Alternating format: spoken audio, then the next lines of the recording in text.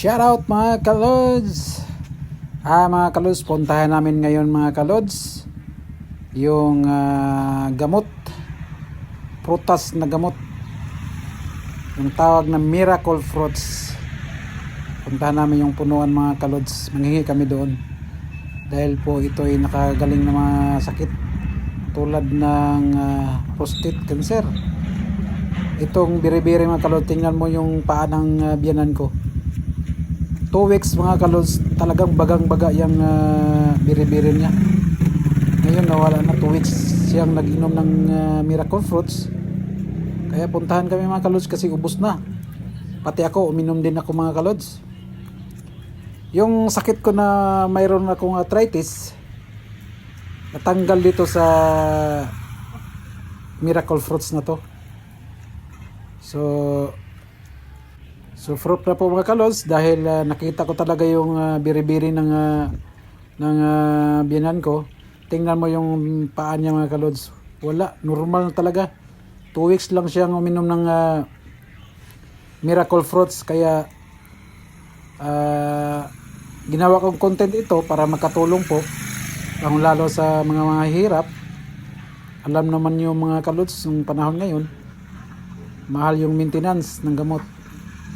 Ito pala yung sikreto mga kalods, yung gamot na miracle fruits. Fruit na talaga dahil tingnan mo yung paa ng biyanan ko. Walang-wala na talaga. Nung nakaraan, bagang namamagayan. Abot sa kanya dito. Ngayon, normal na talaga. Saka mabilis na malakad. At saka yung prostate niya, wala nang catheter. Nakaihi siya ng normal. May prostate cancer yan siya mga kalods. Hindi makaihi, nakakatheter yan siya. Ngayon wala na talaga. 2 weeks lang siyang uminom ng miracle fruits at gumaling na talaga siya. Kaya pumunta kami doon sa may-ari, maghingi naman kami kasi naubusan na kami. So ituturo ko sa inyo mga kalods kung paano gawin para kung mayroon kayong miracle fruits dyan, mabilis lang, madali lang. So sa lahat ng hindi alam ano yung miracle fruits, i-search nyo lang sa YouTube, makikita nyo yung miracle fruits.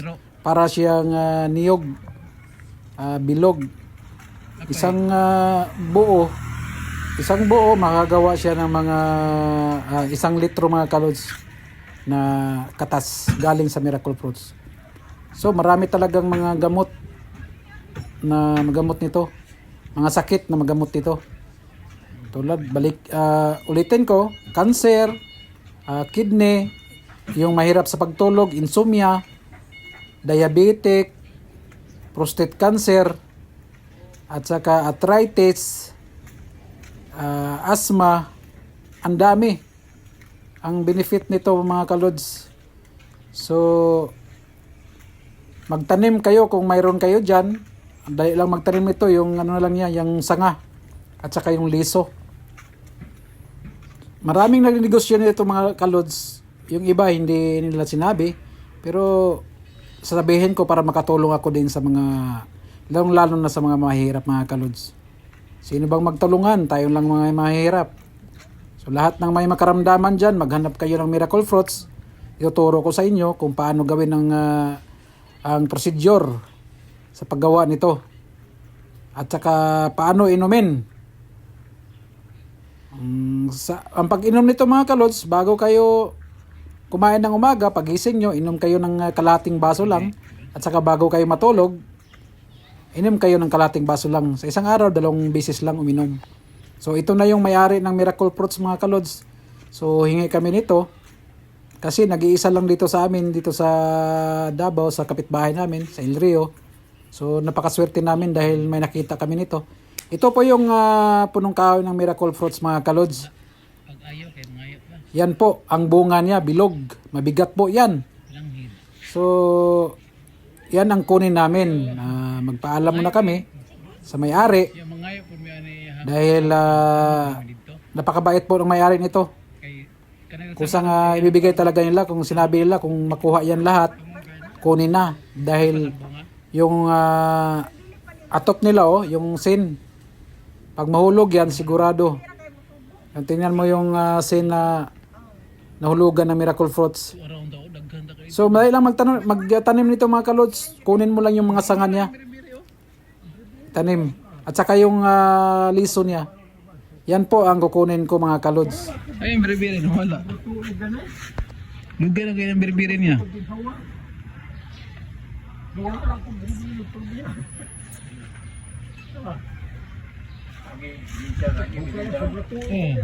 wala. Pag pinamay mo anak, ikaw yos. Abot diri yung biribiri diri oh. Oo. Abot ka din sa ko.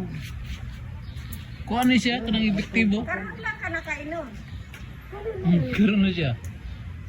2 weeks na ko din. Ikatang pagkangayan na mo ni Reba. 2 weeks na. Tambang raw tanaw naman kasulti nako. Sa ospital. So yan po mga kalods. Akyat si El Rapido. Kasi mahirap talaga pag matanda ang umakyat dito. Kailangan medyo bata-bata pa. So mahirap ito mga kalods kasi mabigat tong pros na to. Kailangan ingat lang tayo sa pag-akyat. So napakabait po ng may-ari dahil hindi po binintan yung ano nila, yung miracle fruits.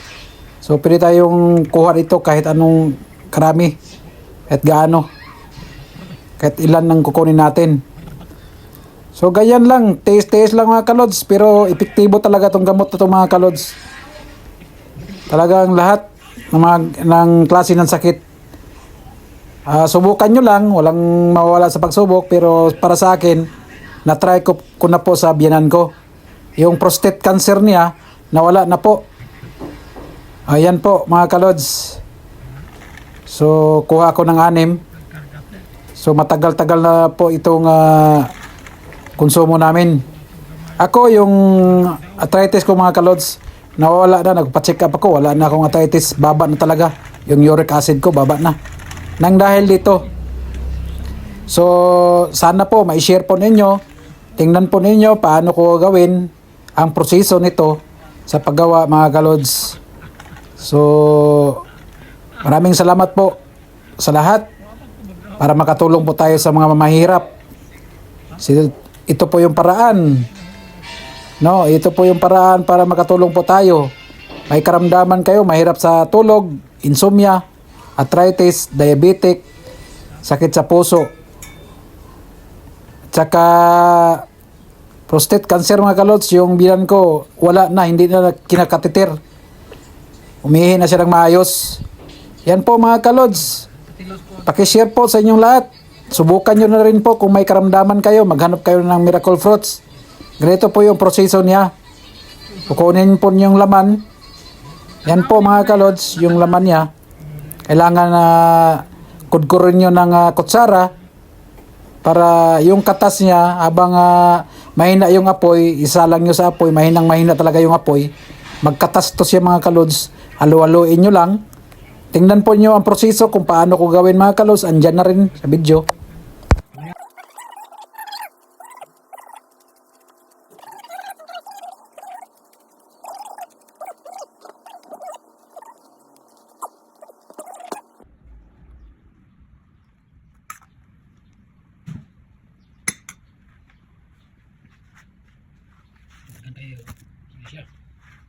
Oh, ito na. Kay dire man ni siya oh. Itong dati, abot dire. Diha kani itong mao na imong biri-biri. Oh, diha abot diha. Karon ning kiyos na, 2 weeks pa lang. Ito yung sinasabi ko mga kalods. 2 weeks pa lang nag-inom siya nito, itong miracle fruits. To ginagawa ko to para makatulong sa lahat ng mga hindi afford yung pera. Kung walang mapa-hospital, ito yung miracle fruits. Subukan nyo lang pag kasi talagang gumaling yung biran ko sa kanyang karamdaman. Siya po ay may prostate cancer. Nakaihi na, tapos nawala na yung biri-biri.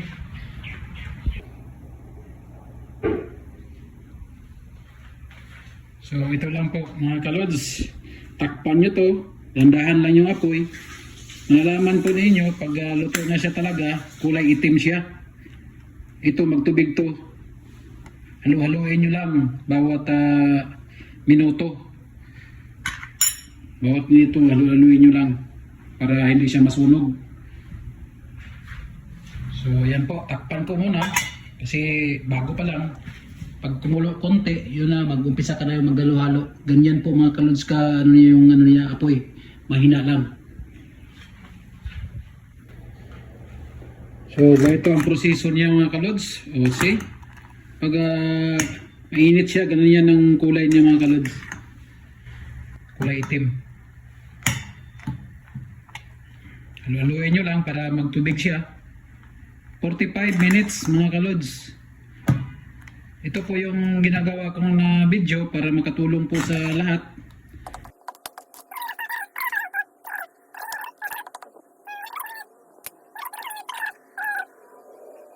So, ito na po yung resulta niya mga kalods.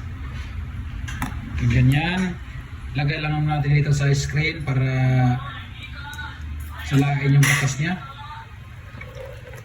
Ganyan lang po kasimple paggawa nito. So, paki-share po itong video ko mga kalods para makatulong po tayo sa mga mahihirap. Lalong-lalo na, mahal ngayon ang mga maintenance sa gamot. So, ito talaga mga kalods, proof na talaga siya na hagaling ng sakit. Kasi yung uric acid ko talagang laking pagbaba. Laking ibinaba ng uric acid ko. Yung mga kidney failure, diabetic, sakit sa baga, asthma, at saka lagnat, ubo. Ito lang po yung gamitin ninyo mga kalods. Ang pagtanim nito, pwede sa liso niya at saka pwede ring sanga. Yung sanga niya, itanim lang. Pwede ring liso. Liso niya, ito ang liso niya. Oh. Yan. So sana po mga kalods, i-share po ninyo yung video na to. Hindi lang ito content, kundi kung hindi nakakatulong tayo sa mga mahihirap.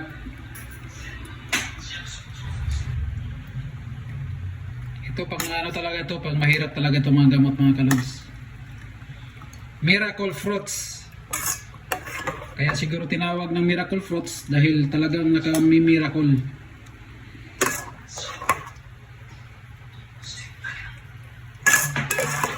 Miracle. Ang lasa nito mga kalods ay matamis. Tamis po ang lasa nito. Manghang na matamis. Yan po ang lasa nito. Manghang na matamis. Medyo upload. Anong tawag sa Tagalog? Upload. Insomnia mga kalods. Maganda to sa pagtulog mga kalods. Insomnia, gamot din.